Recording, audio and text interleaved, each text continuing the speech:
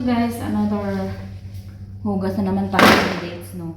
Naglagay na naman, nagdala na naman sila dito ng dates. At hugasan na naman natin at bibilad sa taas. Ay, naku!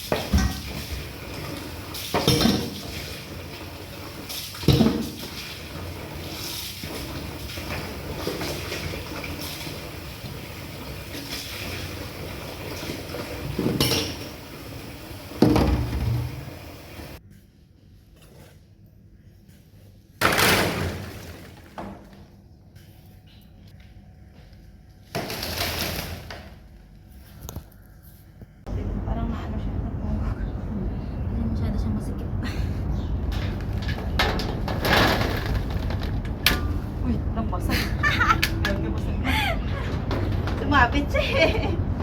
Sabi kasi ng nanay nung bibili si Butete ng ganitong klase. Yung pinili niya, walang butas yung puwet. Ang laki-laki pa ng butas. E paano? Walang na yata na ganitong style doon. Naanap nila ko eh. Aywan na. Laki kasi ng butas nung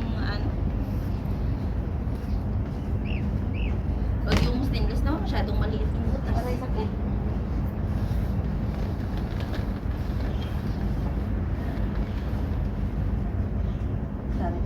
Ilipat mo dito. Dito konti yung isa.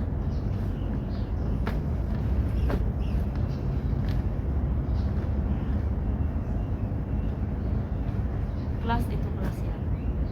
Ganda nito eh.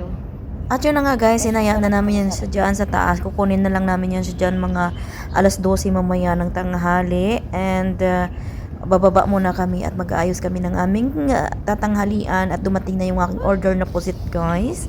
Ito muna at lilinisin na ni Ate So Mary. guys, akala ko talaga yung aking pusit is 101 dirhams. Pero pagdating 122 dirhams pala. Pero kasi bumili ako ng crab balls. Pwede na tayo lagay kaya. Kukugay yan dyan, hindi. Ay, hindi pa. Ano gagawin? Crab balls nga. Yung katulad nung sa Pwede to sa eh. Ay, pansit, pusit. Yan. Dami oh. Sa isang pamilya kakain. Ayan, tag 20 ang kilo ng pusit. Malalaki. Ano?